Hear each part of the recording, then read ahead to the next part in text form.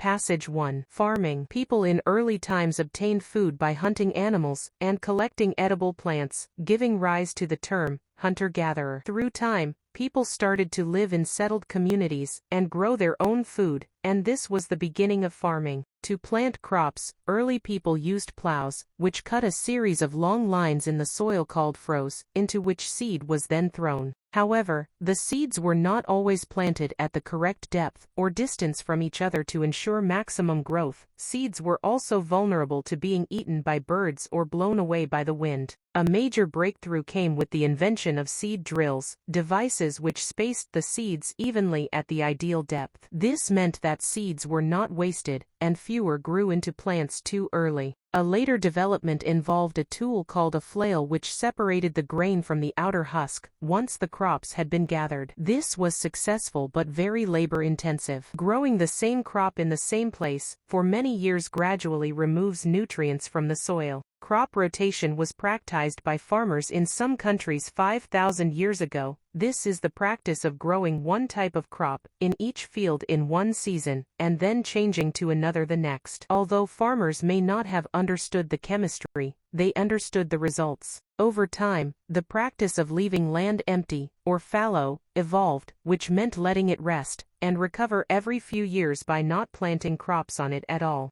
The Industrial Revolution advanced farming methods by introducing mechanical agriculture, that is, agriculture powered by machines, for example the tractor. These replaced many jobs previously performed by manual labor and working animals such as horses and oxen. Perhaps the most important development came with the invention of the combine harvester, a versatile and ingenious vehicle, which combines harvesting operations. It reaps the crops, such as wheat and maize, separates the grain and combines the leftover straw into bales for animal feed, or plows it back into the soil as fertilizer. It reaps the crops, such as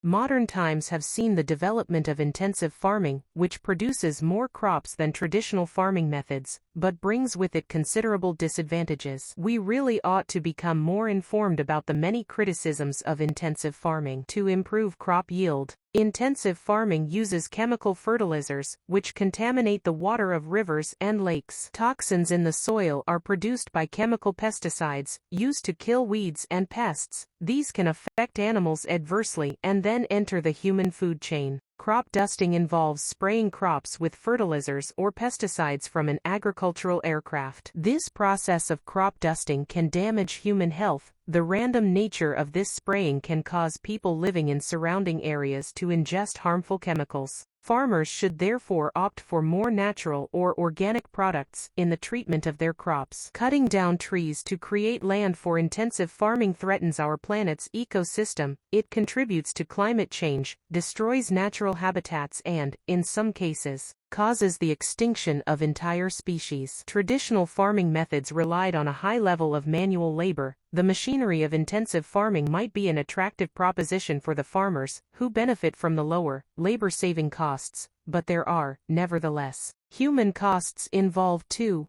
Unemployment levels increase as machines replace people. The aim of intensive farming is to provide maximum output at the lowest possible cost, and indeed the cheap food provided prevents starvation and future food shortages in some parts of the world. We do need to balance this with an awareness of the origins of our food. Because large numbers of animals are kept in confined spaces, often indoors, this can be cruel and inhumane. The additional danger is that such spaces can lead to cramped and unhealthy conditions, which allow for diseases to spread easily from animals to human beings. Farmers in early times appreciated the need for crop rotation. But in modern intensive farming, some farmers often specialize in growing only one crop in order to maximize their profits. However, these monocultures, as they are called, can quickly reduce key nutrients in the soil, as can harvesting crops more than once a year, and cause a lowering in biodiversity once a year.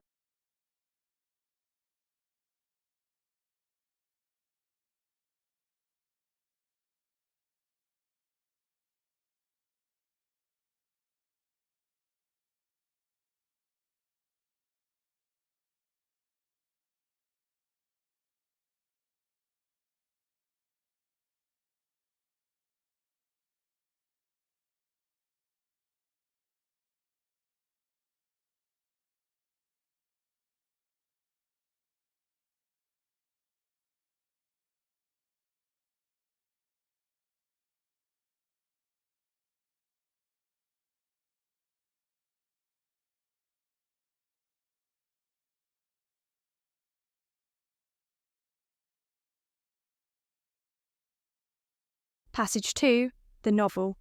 Towards the end of my course at university, I found it difficult to concentrate on my studies. I quizzed myself on what to do, give up right at the end, or try to get my degree.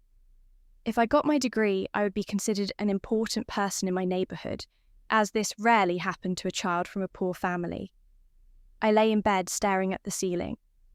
I looked at the pages of the books without taking in any of the words. One morning, as a kind of remedy for my problems, I bought a new notebook and began to write about events from my life. Then, I wrote about the neighbourhood where I had lived as a young girl, being careful to change names, places, and situations. I spent 20 days entirely absorbed in my writing. I found that I was calmer, and I was able to study too. My parents hadn't gone beyond 5th grade in elementary school, and none of my grandparents had learned to read fluently.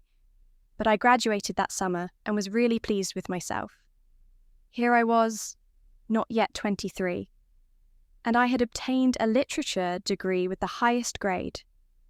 For me, the first member of my family to go to university, even getting there had been an astonishing achievement. On graduation day, after the usual student rituals, some university friends and I went out for dinner with our tutor.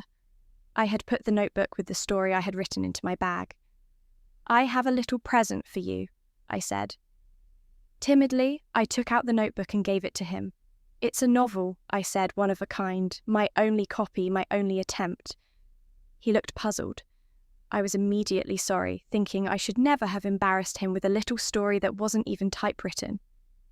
Then, when we left the restaurant, he actually forgot to pick up the notebook lying on the table and had to be reminded to run back and get it.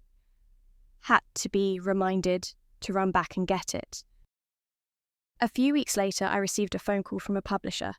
My tutor had sent my story to him and he wanted to print it. I blurted out that I hadn't even reread it. "Don't touch a comma," he told me. "It will need only slight revisions. There is a sincerity and naturalness about it that only truly good books have." He hadn't realised that it was the very first thing I'd ever written. I wandered around the neighbourhood, overwhelmed with joy, my heart pounding. The publisher had told me how good the novel was, but then my mood altered. "In a few days, I'll discover that they have changed their minds," I thought gloomily. "The book won't be published. They'll reread it. Those who had found it good will find it pointless, and those who haven't read it will be angry with those eager to publish it.